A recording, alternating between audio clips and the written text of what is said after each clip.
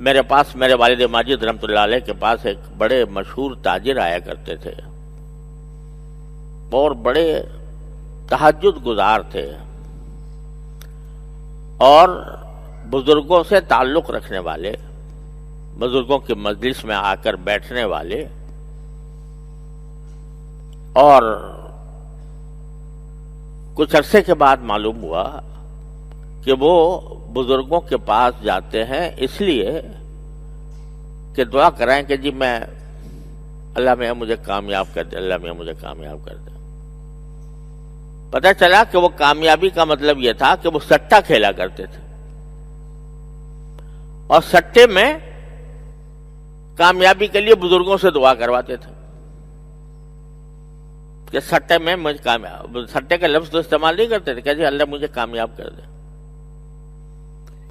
اب تہجد پڑھ رہے ہیں، نمازیں پڑھ رہے ہیں، روزے رکھ رہے ہیں، بزرگوں کے پاس جا رہے ہیں، دعائیں کروا رہے ہیں، لیکن پیسہ کمانے کا معاملہ آتا ہے تو کہ جی سٹے سے آئے تو چلو لے لو، سود سے آئے تو لے لو، جوئے سے آئے تو لے لو، کسی کا حق مار کر آئے تو لے لو، رشوت دے کوئی دے تو لے لو۔ یہ تصور ذہن سے مٹتا جا رہا ہے کہ اس جو مال حرام طریقے سے کمایا جا رہا ہے اس کا مجھے حساب دینا ہے۔ ایک ایک روپیہ جو تم حرام سے کما رہے ہو تم اپنے پیٹ میں جہنم کے انگارے داخل کر رہے ہو۔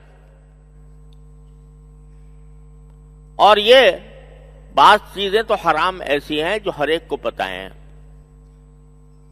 مثلا چوری کرنا، ڈاکہ ڈالنا، یا دوسرے کا مال غصب کر لینا،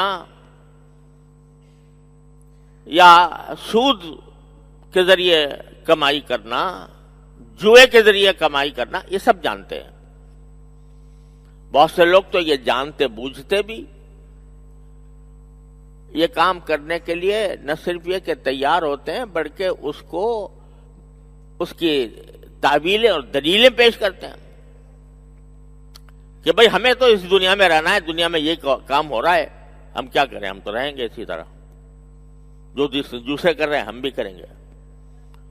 سود کھا رہے ہیں تو جب دوسرے کھا رہے ہیں میں کیوں نہ کھاؤں،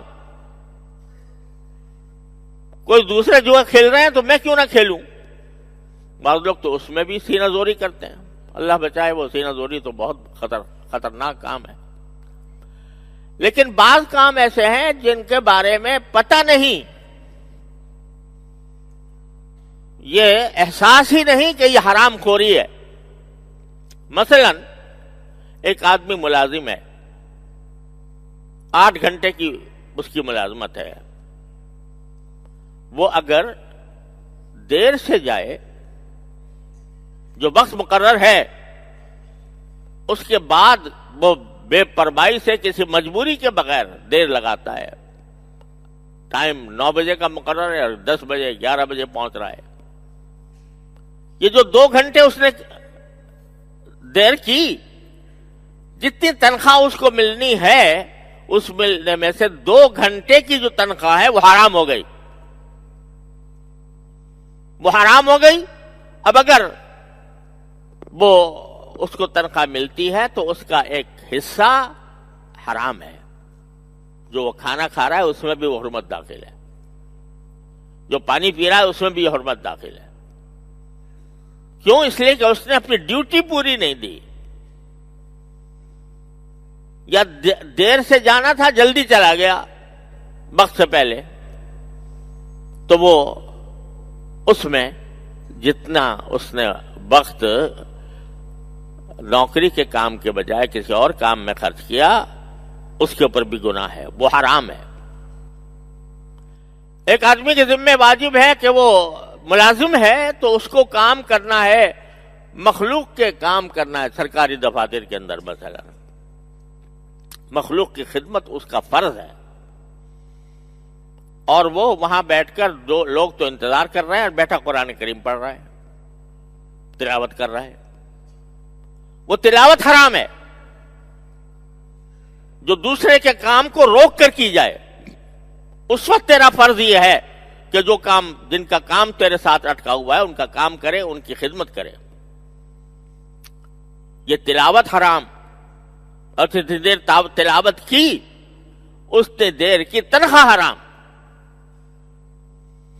لوگ سمجھتے ہیں کہ یہ ہم نے تو نیکی کا کام کیا، ہم نے تلاوت کی، اپنا وقت جو ہے تلاوت میں خرچ کیا، اللہ کو یاد کرنے میں خرچ کیا.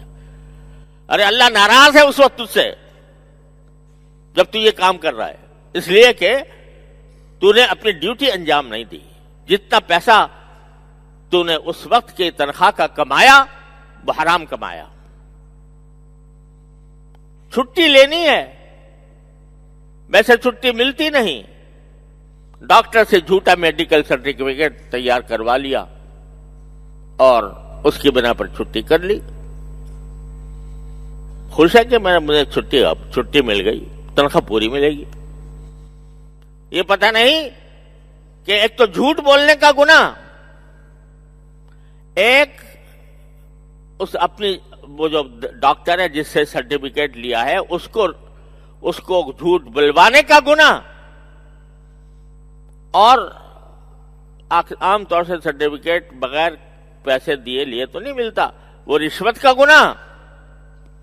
اور یہ جو چھٹی کی، اس چھٹی کرنے کا گناہ، اس کے جو تنخواہ ملی وہ تنخواہ حرام.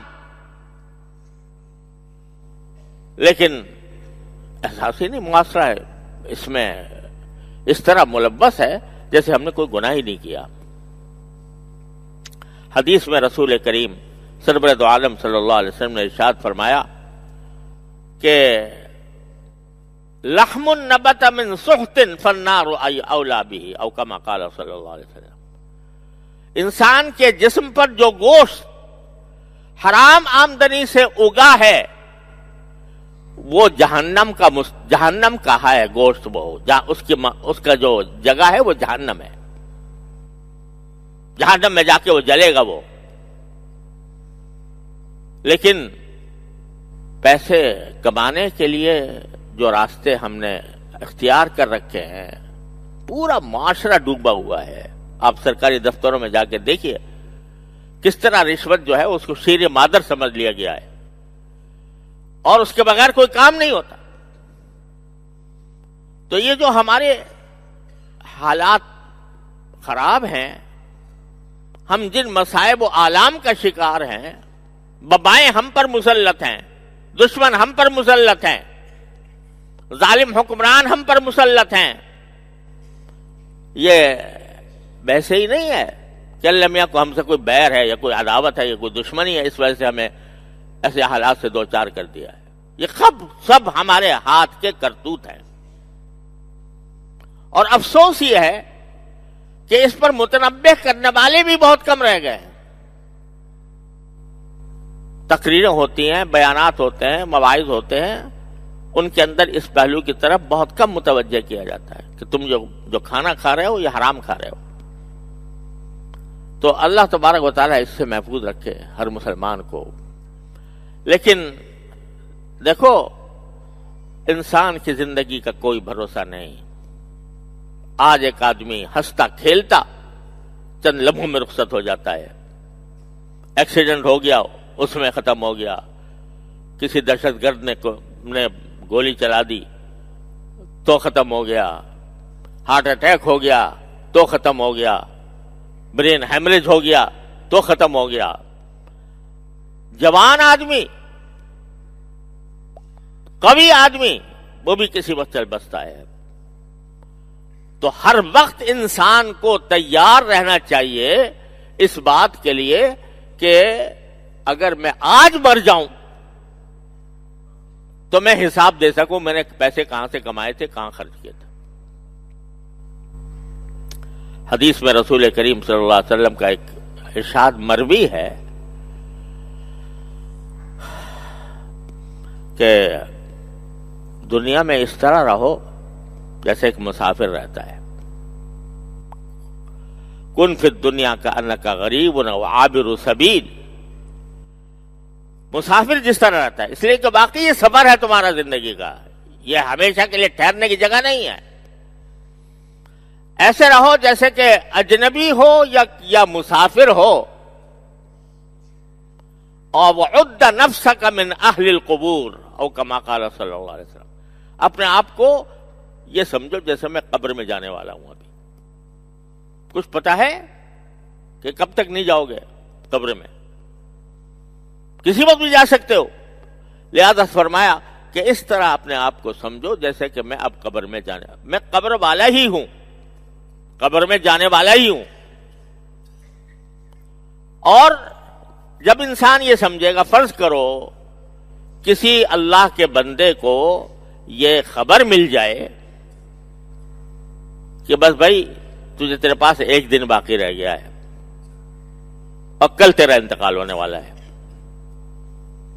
بتاؤ اس ایک دن کو وہ کیسے گزارے گا؟ اس میں جو کچھ اس کے ذمے دوسروں کے پیسے ہوں گے وہ ادا کرنے کی کوشش کرے گا، وہ اللہ تعالیٰ کے حضور حاضر ہونے کی کوشش کرے گا، گناہوں پر مغفرت مانگے گا، توبہ کرے گا، اللہ تعالیٰ کی طرف جتنا رجوع کر سکتا ہے وہ کرے گا.